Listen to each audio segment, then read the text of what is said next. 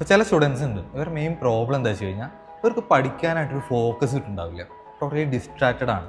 അപ്പോൾ ഇങ്ങനത്തെ സ്റ്റുഡൻസിന് ഹെൽപ്ഫുൾ ആവുന്ന രീതിക്ക് 1-2 കാര്യങ്ങൾ ഞാൻ പറഞ്ഞുതരാം. ഓക്കെ, ഒന്നാമത്തെ കാര്യം നമ്മൾ മനസ്സിലാക്കേണ്ടത് എന്താ വെച്ച് കഴിഞ്ഞാൽ നമ്മുടെ ഒരു ബ്രെയിൻ ഉണ്ടല്ലോ, ഇതൊരു സ്റ്റോറേജ് ബാഗ് ഒന്നുമല്ല. എല്ലാ കാര്യങ്ങളും ഇതിൻ്റെ ഉള്ളിലേക്ക് ബൈ ഹാർട്ട് ആക്കിയിട്ട് വെക്കേണ്ട ഒരു ആവശ്യമില്ല, മനസ്സിലാക്കി പഠിച്ചു കഴിഞ്ഞാൽ മതി. രണ്ടാമത്തെ സംഭവം എന്താ വെച്ച് കഴിഞ്ഞാൽ നമ്മളെല്ലാ സ്റ്റുഡൻസിനും ഒരു സ്പെഷ്യൽ ടൈം ഉണ്ടായിരിക്കും, അതായത് നമ്മൾ ഫോക്കസ് ആയിട്ടിരിക്കുന്ന ഒരു സമയം. ഇപ്പോൾ ചില സ്റ്റുഡൻസിന് അത് രാവിലെ ആയിരിക്കും, ചില സ്റ്റുഡൻസിന് അത് ഈവനിങ് ആയിരിക്കും.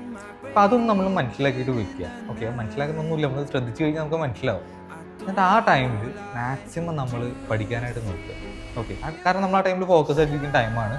ആ ടൈമിൽ ഒരിക്കലും നമ്മൾ ഇൻസ്റ്റഗ്രാമോ റീൽസ് സ്ക്രോൾ ചെയ്യാനായിട്ട് പോകരുത്. ഇപ്പോൾ മൂന്നാമത്തെ ഒരു കാര്യം എന്താ വെച്ച് കഴിഞ്ഞാൽ നമ്മൾ ഈ പഠിക്കാതിരിക്കുന്ന ടൈമിലുണ്ടല്ലോ മാക്സിമം ഡിസ്ട്രാക്ഷൻസ് ഒഴിവാക്കാൻ നോക്കുക. അതായത് പഠിക്കുന്ന ടൈമിൽ നമ്മുടെ മൊബൈൽ ഫോൺ വേറൊരു റൂമിൽ സൈലൻ്റ് ആക്കിയിട്ട് കൊണ്ടുപോയി, അത് അടുത്ത് വെക്കേണ്ട ആവശ്യമില്ല, സൈലൻ്റ് ആക്കിയിട്ട് വേറെ റൂമിൽ കൊണ്ടുപോയിക്കുക.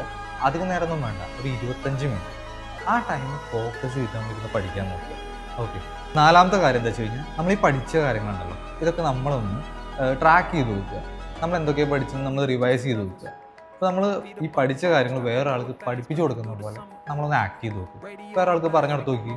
അപ്പോൾ നമുക്ക് മനസ്സിലാവും നമുക്ക് എവിടെയൊക്കെയാണ് മനസ്സിലായത്, എവിടെയൊക്കെയാണ് ഓർമ്മ ഇല്ലാത്തതെന്ന്.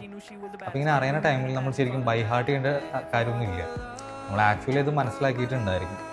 ഓക്കെ, അപ്പോൾ ഈ കാര്യങ്ങളൊക്കെ ഒന്ന് നിങ്ങൾ ട്രൈ ചെയ്തു, എന്തായാലും ഹെൽപ്ഫുൾ ആവേണ്ടിയിരിക്കില്ല. ഇത് ഹെൽപ്ഫുള്ളായിട്ട് തോന്നിയിട്ടുണ്ടെങ്കിൽ നിങ്ങൾക്ക് ഫ്രണ്ട്സിന് ഷെയർ ചെയ്ത് നോക്ക്. ഓക്കെ.